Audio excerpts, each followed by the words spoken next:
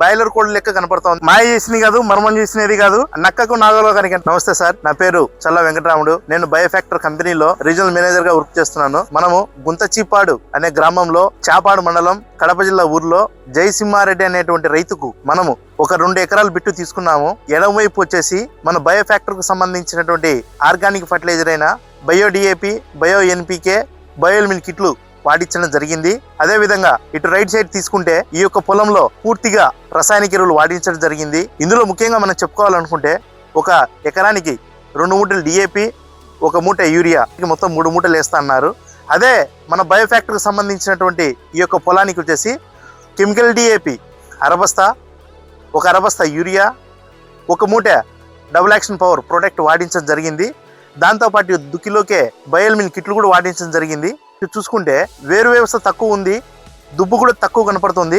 తర్వాత మొక్క గ్రోత్ కూడా అంటే సడలిపోయినట్టు కనపడుతుంది. అంటే ఇది బాయిలర్ కోడ్ లెక్క కనపడుతుంది అని మనం డైరెక్ట్గా ఒక మాటలో చెప్పొచ్చు. అది డైరెక్ట్ లైవ్లో కూడా మనం చూడొచ్చు. ఇది ఒక మొక్క పీకి చూపిస్తాను, ఒకసారి అందరూ అబ్జర్వ్ చేయండి. మాయ లేదు, మర్మం లేదు, మోసం లేదు. పీకంగానే కూడా ఊరికి అట్లా పట్టుకుంటానే వచ్చేసింది. మనం డ్రైనర్ దిగితే ఎట్లయితే ఉంటుందో మట్టి కూడా ఆ మాదిరిగా ఉంది. ఇదే దాంట్లో ఇది మన బయోఫ్యాక్టరీది.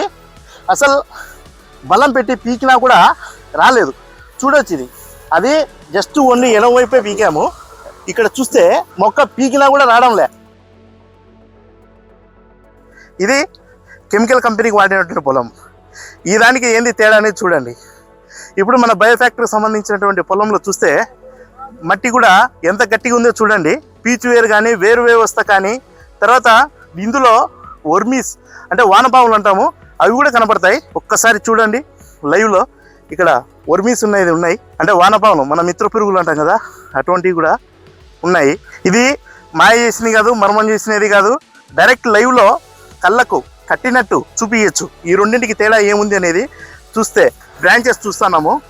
1 పిల్లక, 2వ పిల్లక, 3, 4, 5, 6, 7, 8, 9, 10 పిలకలు మాత్రమే ఉన్నాయి దీంట్లో.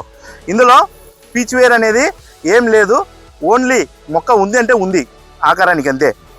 అదే బయోఫ్యాక్టర్ ప్రొడక్ట్ వాడిన పొలం తీసుకుంటే 1, 2,